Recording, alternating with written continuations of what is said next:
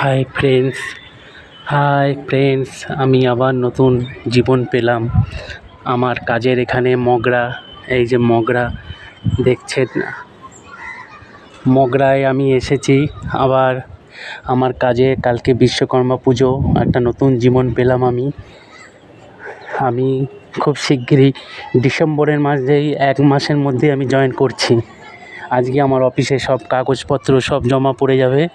এই দেখুন মগরা,